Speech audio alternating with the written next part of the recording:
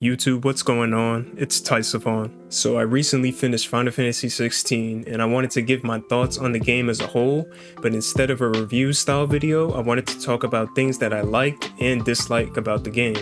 In this video, I'm going to focus more on the things that I enjoyed about the game, and in a separate video, I'll talk about the things that I disliked about the game. So without further ado, here are 5 things that I really enjoyed about Final Fantasy XVI. Number 1, the icon combat system. Controlling different icon abilities was a pretty cool and unique feature in this game, and I like the fact that Clive is a special case where he gets to command all the dominance icon powers. I love how all the abilities for the icons had different properties for different situations.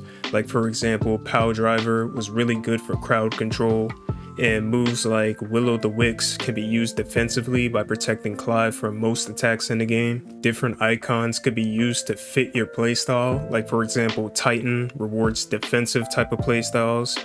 If you want to be more aggressive, you can go for icons like Odin or Garuda, which tend to have moves that launch enemies into the air like Wicked Wheel, or moves that give you access to combo resets like Rift Slip. What makes this even better is that you can switch between 3 icons on the fly, which really changes up the game a lot, having to keep track of which icon you want to use at which place and at what time. And these abilities can also be mastered to a point where the player can take an ability from one icon and switch it over to another icon, which adds so much creativity for the player, and I think that Square really nailed it with how powerful and broken Clive feels with all these techniques at his disposal. Number 2, the side quests. As annoying and tedious as side quests can be when so many of them pop up after you finish a major chapter in a story, these have got to be some of the best side quests I've seen in a Final Fantasy game ever. I love how each side quest ties into the story and explains not only the state of the realm, but the state of civilization and society within the realm. It teaches you that bearers are seen as nothing but animals that slave all day to make the lives of others better, and to do the dirty work that non-bearers don't want to do. And it all comes at a cost, that cost being their own life due to a curse that turns their body to stone, then eventually to dust. I also like how some side quests involve different characters' backstories and low-key kind of fills in the little plot holes in the story. That way you as the player can piece together little by little on what's going on in the game.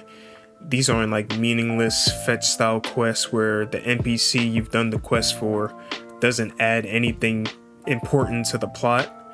Even when you do get quests like that in this game, it always manages to teach you something meaningful, like what medicine this ingredient that you had to go fetch is used for to cure whatever sickness, or what's the history of the item or belonging that this NPC sent you to go get. Number 3, the characters.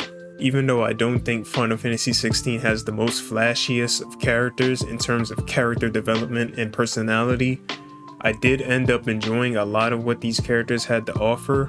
Like for example, Gav. Gav was like Clive's best friend. He always had funny jokes, he was real witty. The guy was damn near invincible, going on scouting missions undetected every time. You know, Gav was a bro. He was a bro, man. Benedicta was good too. I really enjoyed Benedicta. She really played that vindictive, grimy ass bitch role really well. And it sucked that she left the chat so early in the game. And I think it was a missed opportunity to not have Benedicta and Jill duke it out as both female dominants. Sid was amazing as well and played a good mentor role for Clive. And it also sucks that he had to leave the chat so early into the game too. He was definitely one of the better characters in this game. I really like our main protagonist, Clive. I love how he's just broken as shit with all the icons he's allowed to use at his command, and has an overall strong personality. He's always pushing through tough moments in his journey, and he never falters. He always sticks to his duty as a shield of the Phoenix all the way to the end of the game.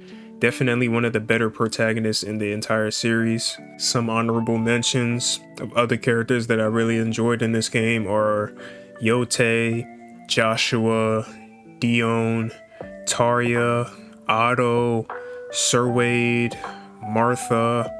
Byron was funny as hell. Hugo, Labor, Torgal, Mid, Blackthorn, Karen, Goots, Harpocrates, and Ultima. Yes, Ultima. Overall, I think the Final Fantasy 16 cast was pretty decent. Number 4, State of the Realm. This is probably the most handy feature in the game for people to keep track of what's going on in the story from Clive's point of view. It gives you information on characters' backstories. It tells you which characters are deceased and which characters aren't. You have blue lines to show allies of Clive, and you have red lines to show the enemies of Clive. It shows which battles took place at what time and location, and everything gets updated as you move along in the story. You could pretty much explain the story of Final Fantasy 16 to someone who's never played the game before, and they'll have a decent understanding of what the game is about if they use this feature. Number 5, exploring the huge maps. The maps in this game are huge, and I like the feeling that I got from exploring them. Sometimes I would take a little detour from the main route to check out every nook and cranny of the map to see what hidden treasures I could find, or sometimes I'll spot a small village all the way at the corner of the map, and I'll go over there to see what that's all about.